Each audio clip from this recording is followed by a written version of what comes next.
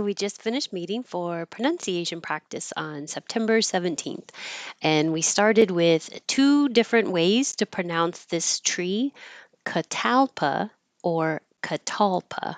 Either way, so Catalpa, Catalpa. And this could be a color, a bright pink, or it could be a type of flower, fuchsia. So whether you think of it as an FY, because your tongue is starting in a Y position, few, or the actual spelling of the word few, Few, that will help you remember, fuchsia, and hydrangea, hydrangea. This word can be spelled the same, Route, and pronounced two different ways. Some people will say ow, route, and some will say ooh, root. We always hear Route 66 pronounced as root, but it could be Route 66. This one could also be spelled with two O's, meaning the root from a tree. So that one has to be an ooh, root from the tree. Route, root. Router, like as in router and modem, is always an ow, and the T changes to a D. Router, modem, brute, brute, and hold that final T. Shrub, and hold that final B. Shrub, and shrubbery, shrubbery. Bush, this uses the as in took. So there's not much difference between the plant that is referred to, not just one plant, but the type of plant that's referred to as a shrub or a bush. Barge. Barge can be a noun, a boat, or it can be a verb to rush in quickly. Don't barge in here and tell me what to do. Lyceum. This could have stress and two different syllables, so I put it on two different lines because if the stress is in the middle, the vowel is E, lyceum. If the stress is on the first syllable, lyceum, it's I, lyceum, but both are totally fine, whichever one you prefer. Hymn, as in the song, is the same sound as him, the pronoun. And hymnal, hymnal, now you'll hear the in. Chores with a good R. Chores. And it looks like an S, but sounds like a Z. Chose, the past tense. I chose to walk home last night. And choose, the present tense. I have to choose between water or Dr. Pepper. Dr. Pepper will win, I know. Cats and dogs.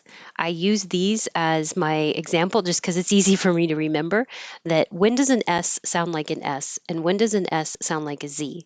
So the rule is if your voice is off, leave it off. And when you say the word cat, the last sound T is voiceless, meaning there's no vibration in the vocal fold.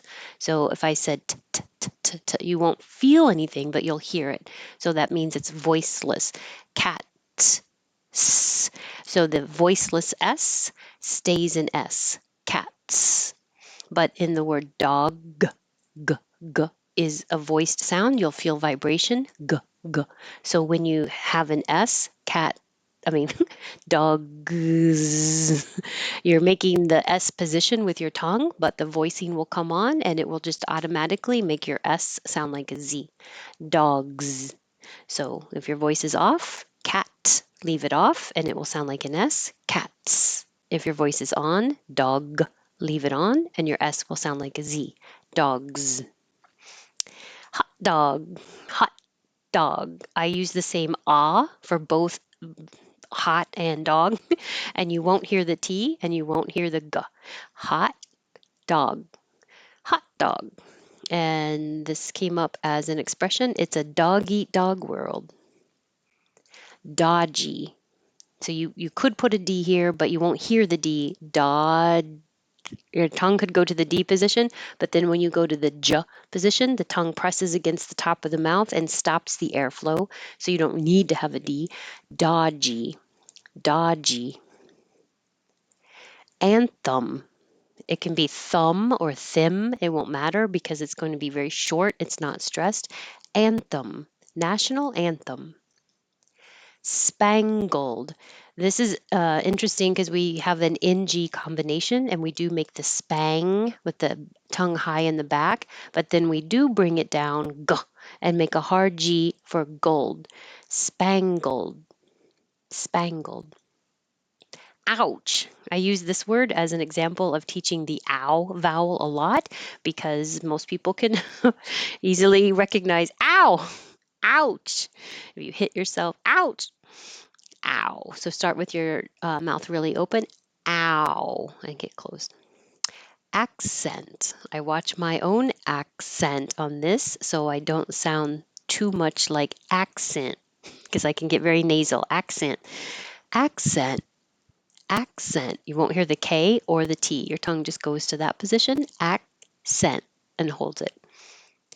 Curriculum. It can be curriculum, or ka. I'm going to make ka because it's just easier and not stressed. Curriculum, curriculum. Pastry, and plural, pastries. So pastry, you're going to make an S and then a T and then an R. So hold your tongue up there after you make the S, push it up because you need the airflow for the S. Pastry.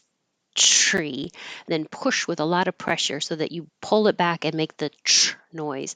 Pastry, pastries. And turtleneck. This can be turtleneck, or you can make this syllabic L kind of by making turd, hold your tongue in the D position. So the front of my tongue can stay here while the sides of my tongue come down to let the air out for the L. So when you make oh, the air comes out the sides.